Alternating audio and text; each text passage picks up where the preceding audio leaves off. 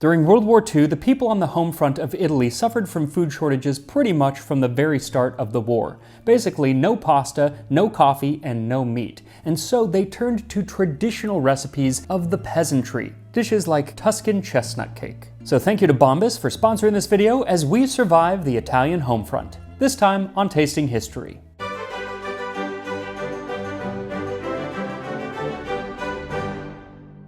So I've done quite a few videos now about the various home fronts during World War II, and I gotta say, today's cookbook, I think, is my favorite of this series. It's from 1942 and was written by a woman who went by the pen name Petronilla. What I love most about this book is her style of writing. She writes it like you've just walked into a club of fashionable ladies and they're all talking about their different recipes and ways to take care of the house.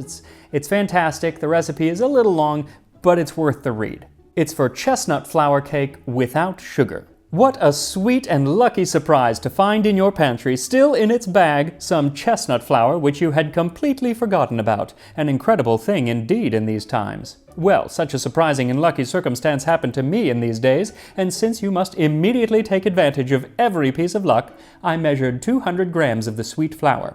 I poured it in a small bowl, I added half a tablespoon of oil, a pinch of salt, and only the grated yellow part of a lemon zest. I mixed everything with as much milk as needed. I would have used water if I didn't have milk at home.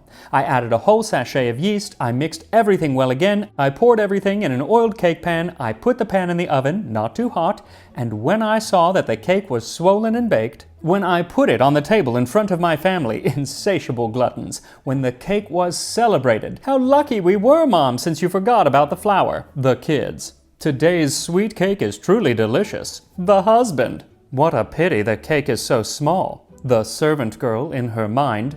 It's lucky that I was able to find such a good remedy for my unforgivable forgetfulness. Me in my heart. And all the recipes are like that. They are just absolutely charming. And her other books are written in a similar fashion, but they're on topics like cleaning because soap was being rationed, or actually making military uniforms, or mending socks, though she wouldn't have had to mend the socks if she had gotten them from today's sponsor, Bombas, because the socks from Bombas are really top-notch. They have built-in arch support and no annoying toe seam that tends to make holes in socks. It's right there on the seam.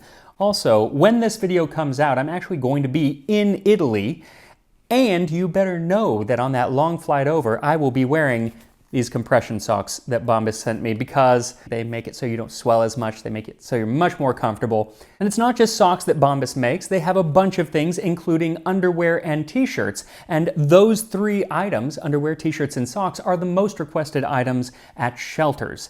And when you buy something from Bombas, for every item purchased, they donate one of those items to shelters. So feel good and do good knowing that your purchase will do some real good. And right now, new customers get 20% off of their first order when they use my link in the description, or just head to bombas.com/tastinghistory and use my code tastinghistory20 and you'll get 20% off of that first purchase. And now, back to our chestnut cake from World War II, for which you will need 2½ cups or 200 grams of sifted chestnut flour, 1½ teaspoons of olive oil, a pinch of salt, the zest of 1 lemon, 1 cup or 235 milliliters of milk, and 2½ teaspoons or 7 grams of dried yeast. So castagnato, or chestnut flour cake, is originally from the Tuscany region, and it was typically made in autumn and winter after the chestnuts had fallen to the ground and been dried and then ground up into flour. And modern recipes often have sugar and eggs and other things to give it some flavor, including like raisins or pine nuts.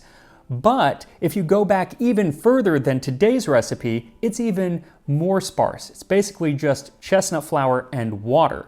So oddly enough, today's ration-friendly recipe is actually more ostentatious than some of the earlier ones. So the first thing to do is awaken your yeast by mixing it with a little bit of the milk, and then whisk the salt into the chestnut flour along with the lemon zest. Then add in that measly 1½ teaspoons of olive oil. It's actually quite a bit more than she uses in most of her recipes. And then once the yeast is active, add it to the flour as well, mix it in, and then add the rest of the milk and mix. I'm really curious how this yeast is going to work because chestnut flour has no gluten naturally, and so it doesn't have the stretch that will hold in the air that yeast makes, which is how most bread rises. And the recipe gives no time for the yeast to actually work.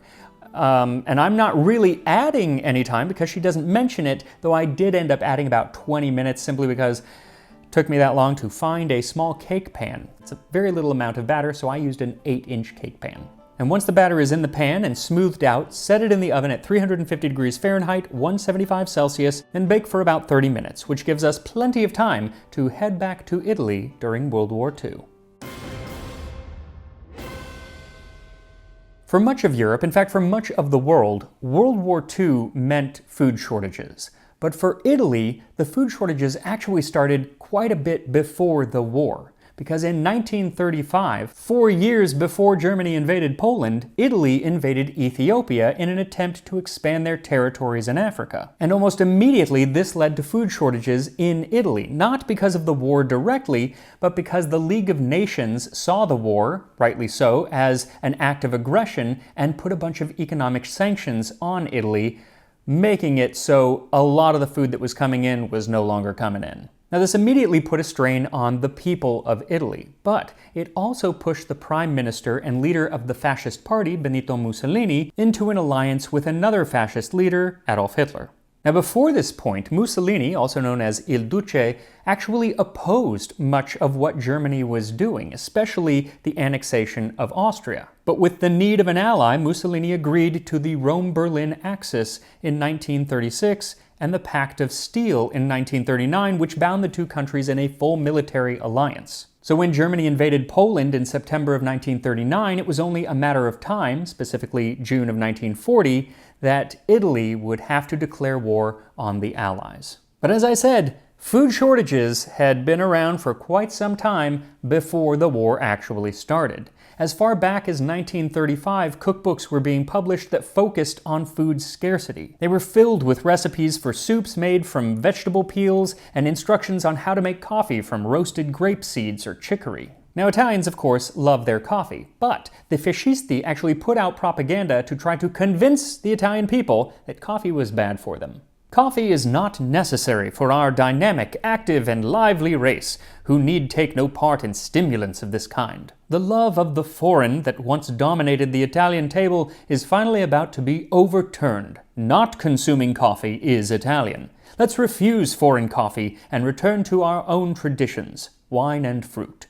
Of course, wine was also rather difficult to get a hold of at the time, but we'll leave that be. The fascists also actually tried to talk Italians out of eating pasta around this time. It actually started a bit earlier. In 1932, Tommaso Marinetti, a friend of Mussolini's, wrote a book called La Cucina Futurista, or the Futurist Cookbook, which honestly deserves an episode all of its own. But in it, Marinetti calls out pasta, saying that eating it is an absurd Italian gastronomic religion. He said that it made people slow and pessimistic and led to fewer children because after eating a lot of pasta, women would feel bloated and hence not in the mood. Now, maybe he actually believed this, but it also just happened that they were having trouble producing enough wheat to make pasta in the country at the time, so fortunate.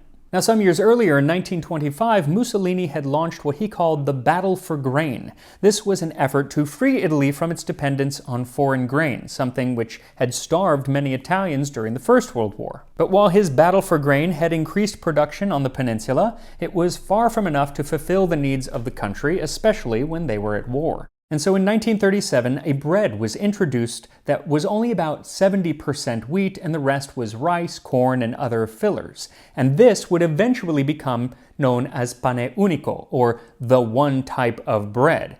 And this was the one type of bread that was allowed to be sold during the war, and everyone hated it. One man said that the bread functions as a laxative. You shouldn't eat it unless you want to lose weight. But just like with the coffee, the fascists did their best to convince the people of Italy that this dense brown bread was actually a good thing. Don't turn your nose up at bread that is a bit darker. Out of necessity of war, we now have to eat pane unico, which is not made entirely with wheat. It is not so bad and might even be good if the bakers would just leave it to rise a bit longer and cook it more thoroughly. There is no sense in complaining. On the contrary, it is unpatriotic. There is nothing to do but accept the state of things as they have been forced upon us against our will. And in 1940, the magazine La Donna Fascista, or The Fascist Woman, decided that this bread, pane unico, was good because it brings all the social classes closer together. The same type of flour, the same type of bread on all tables, from the most sumptuous to the most humble. Different in form, perhaps, but identical for everyone in substance. This is another step forward in the social justice of fascism. But it tasted awful, and you couldn't even get enough of it because it was amongst the many rationed foods. Now, rationing officially began with coffee and sugar in early 1940, and then fats, rice, and pasta were added at the end of that year, and in 1941, bread, butter, and meat were added. Now, the rationing system was very poorly run and really should have started years before it actually did, because within a year, they realized they didn't even have enough to cover the rations that they had promised. Most people by 1942 were only receiving 150 grams of bread a day, 250 if you were an industrial worker, and then 100 grams of meat, not per day, but per week. And most of the meat that was around were offcuts or coagulated bricks of blood, which you can actually still buy at some markets, that would be sliced up and then kind of cooked as you would a steak, but a very oddly textured irony steak. Now, many of the meat recipes from this time are actually for organ meat, like spleen, or else meat substitutes, often chestnuts. Seafood was one of the few things that, while not completely in supply, was at least more common than meat, and so a lot of dishes that typically had meat were replaced with seafood. But even as people in the country were starving, the party pretended like everything was just fine. In February of 1940, years after many people were already feeling the effects of food shortages, a politician declared that daily existence in Italy is normal. Under the vigilant and omnipresent watch of Il Duce, the nation's activities are exemplary. That was not correct, and Il Duce, aka Mussolini, decided that any problems that were happening were not the fault of the government for not having prepared properly, but rather were the fault of the people for still depending on foreign imports for their food. And so he doubled down on his now failing battle for grain. In a speech in early 1940, he declared that in a war of a predominantly economic character, a bad harvest year may be equal to a lost battle. The battle for self-sufficiency in food will be continued with the relentless energy of which we have given proof in peace and in war for the purpose of giving both bread and good weapons to the Italian people. And just as other countries would do, Mussolini encouraged his people to plant orti di guerra, or war gardens, where people could grow their own vegetables, fruits, and even their own grain. And this was mostly in the city. Of course, in the country, people had more space, so you would think that they would be faring better when it came to food. And in some ways they were,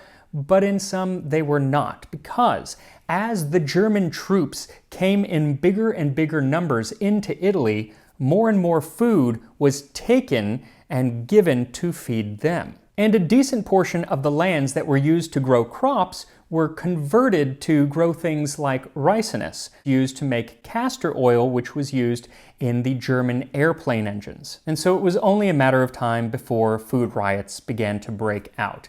And they did break out in January of 1941, shortly after that first dramatic cut in rations.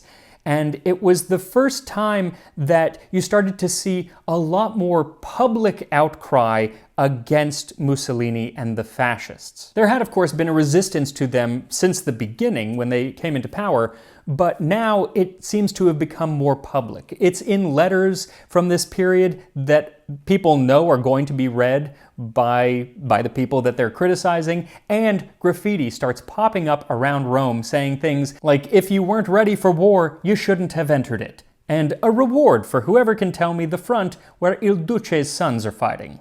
It didn't help that most of the rationing rules that most people were having to follow were not being followed by the higher-ups in the party or those who were helping the German Wehrmacht. Those groups tended to get more rations than everyone else. Another example of this double standard had to do with hoarding. Now, hoarding was made to be illegal, and in 1940 in Milan, an accountant was found to have been hoarding a bunch of food in his house. He had actually stashed it in the walls, and it was a lot. It was like 100 and something kilograms of rice and just as much liters of olive oil, and then over 6 tons of coffee. Now, he was arrested and put on trial, and his defense was that he remembered the difficulties of the First World War when people were starving and he didn't want his family to go through that. They must have really enjoyed coffee. Well, he was found guilty and sent to Il Confino, which was basically exile within Italy. This punishment was meted out to many people who broke these food laws, but not if you were a member of the party, a party official rather. Because there is a story of someone turning in some party officials who had been skimming grain and wheat off the top of the rations to basically make themselves more desserts. And when this was made known, they didn't go to jail. The person who went to jail was the whistleblower who had turned him in. But even with the threat of imprisonment, people had to get food somehow, and so they started going to the black market, which was illegal. And the black market really began to thrive. It started with restaurants who could not get enough food to actually stay open, so they would go to the black market, but this led to really high restaurant prices, like 40 lira for a plate of pasta and 25 for a liter of wine. And since the average Italian worker earned about 200 lira a week, spending a fifth of that on a single plate of spaghetti meant that most people went pastaless. Though prices could really vary depending on where in Italy you were, because by now the flow of food to Germany had turned around and it was actually coming from Germany to help the Italian people, though most of that food was being stolen from places further east. But anyway, it was coming into Italy, usually via northern Italy, which was still under much heavier German and fascist control at the time than southern Italy, and so most of the food never really left northern Italy, so southern Italy was in a far worse state at this time. And that's likely why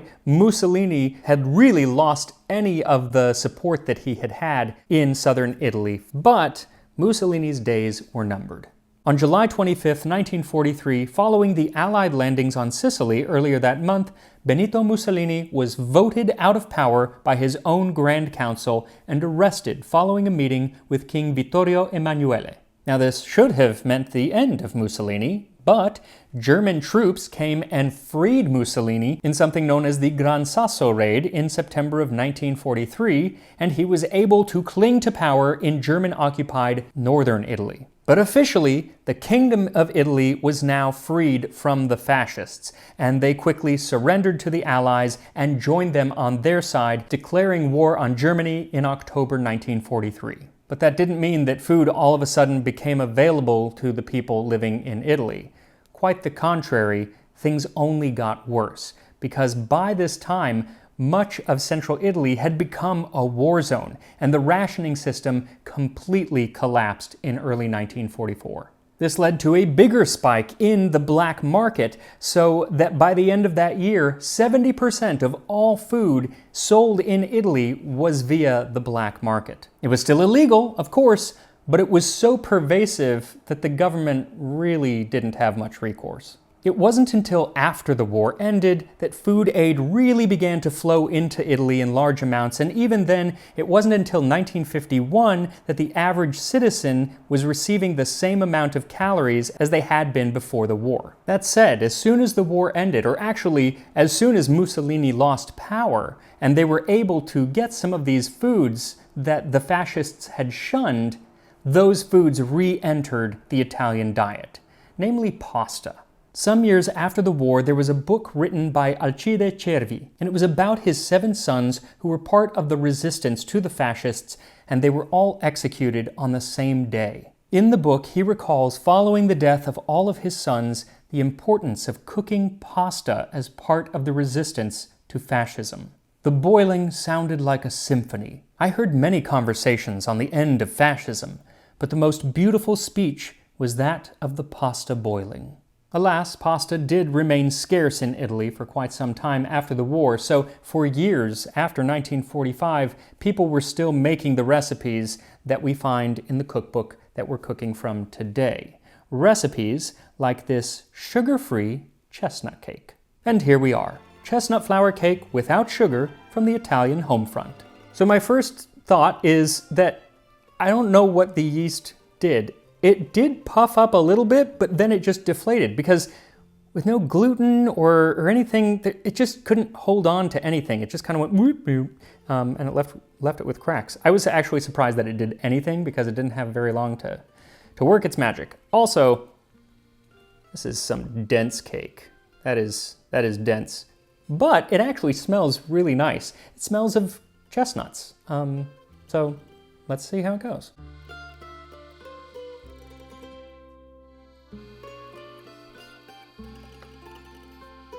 That is dry.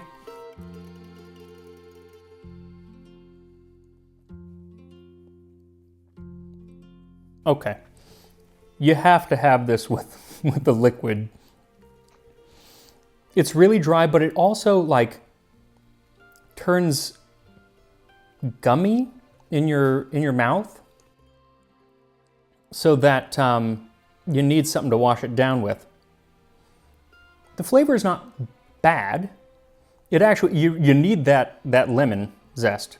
That's a big portion of the flavor, and the chestnut is nice, but it needs sugar. I'm sorry, it needs sugar. It's not bad. I wouldn't want it if I had the option to have sugar. They didn't have that option, so I get it. But if you're going to make a chestnut cake, which I think you should, make one with sugar.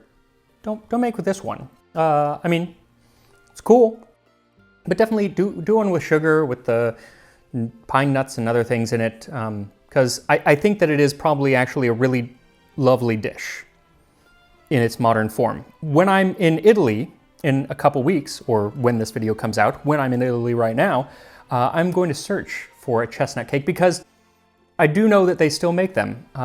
So hopefully I can find a modern version. So that is another episode in the books for the World War II Homefront cooking series. I definitely have at least a couple more coming in the next few months. So keep watching, and I will see you next time on Tasting History.